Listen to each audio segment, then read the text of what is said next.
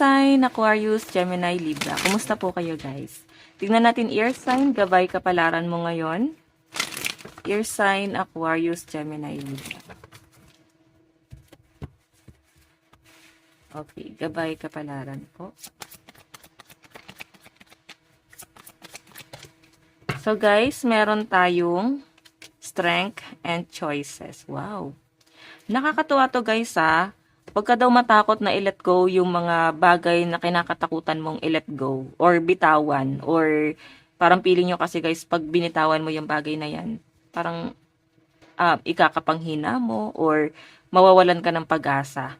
Ganon. So, once na i-let go mo daw tong bagay na kinakatakutan mo at nagdudulot lang naman guys ng stress sa inyo, magkakaroon ka guys ng maraming option pa. Ibig sabihin, mas bubuhos pa yung biyaya sa inyo. Nandito guys yung strong energy ng Leo, strength, and raindrops. Ito guys is 7 of Cups.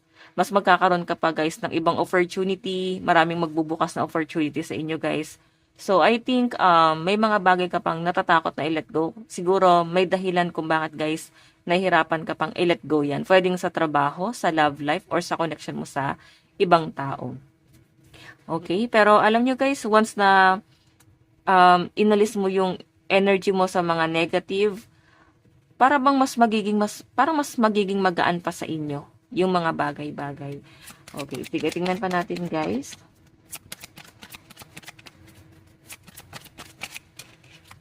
So, meron po tayong planning and momentum.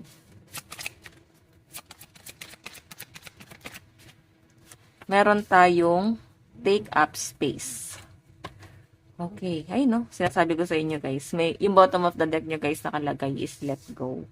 So, meron ka ng kailangan. Pag-isipan dito kung worth it pa ba or hindi na, guys, talaga worth it. Baka kailangan, guys, is ialis nyo na or umalis ka na dun sa bagay na yon. Yun yung nasa-sense ko rito. Ay, no. Lalo na guys, kung ito ay sa trabaho, parang trabaho ka ng trabaho, tapos nararamdaman nyo na hindi naman guys nagiging worth it, ang liit talaga ng sinasahod nyo, siguro guys, kailangan magkaroon ka ng ibang option, like, kailangan makaisip ka ng ibang nyo pa guys, source of income, or maghanap-hanap ka na ng mas maganda yung offer, lalo sa sahod. Okay? Pwede kasi guys sa trabaho mo ngayon, ang liit talaga ng sinasahod nyo. Okay, no? Hard work, di ba? So, alam nyo guys, napakasipag nyo. Nangihinayang ako sa energy nyo. Masipag kayo, matyaga. Pero I think, yung trabaho nyo guys, yung parang nagpapasuko sa inyo. Okay? And bago naman daw kayo guys, gumawa ng mga plano rito, kailangan guys, meron kang plan B, plan A, ganun. Okay? Kumbaga, wag ka guys magpadalos-dalos muna. Pero, I think guys, kailangan meron ka munang plano bago ka guys, parang bago nyo guys i-let go tong bagay na to. Okay? So guys, ayan, lucky number mo 87274. Tingnan pa natin.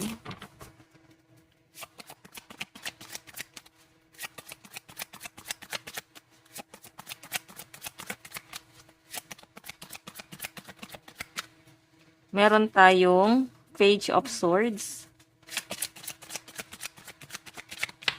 Meron tayong Queen of Wands. Meron tayong Empress. Okay.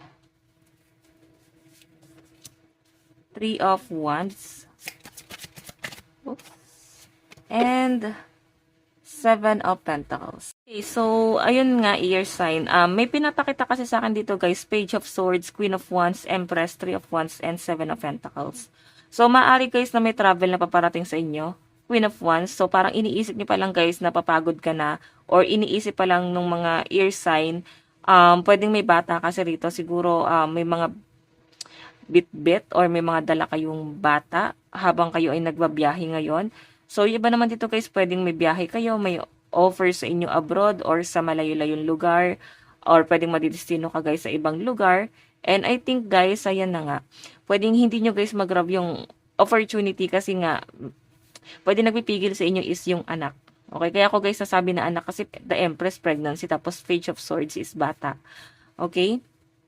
So, may nasa-sense din ako dito guys na kung ikaw ay may biyahe ngayon, napakagaan naman guys, no? Wala naman ako nakitang problema. Ang problema rito guys is yung nasa inyo. May mga bagay ka lang na hindi mo guys kayang iwan pa muna. Okay? So, air sign, ayan, pagdating naman sa relationship, okay naman guys sa mga in relationship, no? Napakaganda naman po ng nakikita ko dito. Kumbaga, nagkakaintindihan naman kayo ng person mo. Yun nga lang guys, may trust issue pa rin, no? Nandun pa rin yung pagdududa. Pero siguro guys, kung gusto niyo talaga guys na i-work out itong relationship na to, parang kailangan nyo rito, ear sign is i-let go nyo na yung past issue. So, pag-usapan nyo, kung willing talaga kayo guys na i-work out itong relationship na to, pag-aralan nyo. Okay? Or pag-usapan nyo kung paano nyo guys i-let go yung mga problema nyo na dati. Huwag nyo na siya guys dalin ngayon sa kasalukuyan. Okay? So, sa mga single naman guys, sa malinaw na pinapakita sa akin dito, siguro, mas nagpo-focus ka sa finances mo, Seven of Pentacles. So, ito guys yung mas kino-consider mo kasi pagdating sa finances ng mga air sign, hindi talaga guys ganun ka-stable ngayon. Kasi para bang nagkakaroon guys ng ups and down. Okay? Makakasurvive, hindi makakasurvive. Ganun, para siyang kabute, no? Parang lulubog lilitaw talaga yung pasok ng pera sa inyo. And Three of Wands, may nasa-sense ako dito guys na para kang may naiisip ka rito na mas maganda kung papasukin mo yung ganito, pwedeng sa business or tatanggapin mo guys yung offer or pwedeng may mag-o-offer sa inyo and I think guys pag-iisipan mo yon kung tatanggapin mo yung offer na yon. Okay? Ang magiging problema nyo kasi guys is yung biyahe. Pwedeng malayo sa inyo, pwede guys na malayo sa family mo, kailangan mo magstay doon ng mga weeks. Sacrifice talaga para sa inyo. Okay? So, ear sign, sa pinapakita sa akin dito, yun lang naman yung magiging problema. Parang pili nyo kasi guys, bagong cycle na naman, bagong pagsubok na naman, napaparating sa inyo. Okay, so tignan natin guys, advice. Meron tayong trust the universe, di ba? Magtiwala ka lang. Magtiwala ka lang. Kagaya ng sabi ko kanina guys, kung meron kang dapat bitawan na pwedeng nagpapabigat sa energy nyo, bitawan nyo na. Yung mga doubt, kung sa trabaho guys, pwedeng ang kailangan nyo lang guys bitawan is yung mga negative na iniisip mo. Kailangan nyo lang guys maging positive.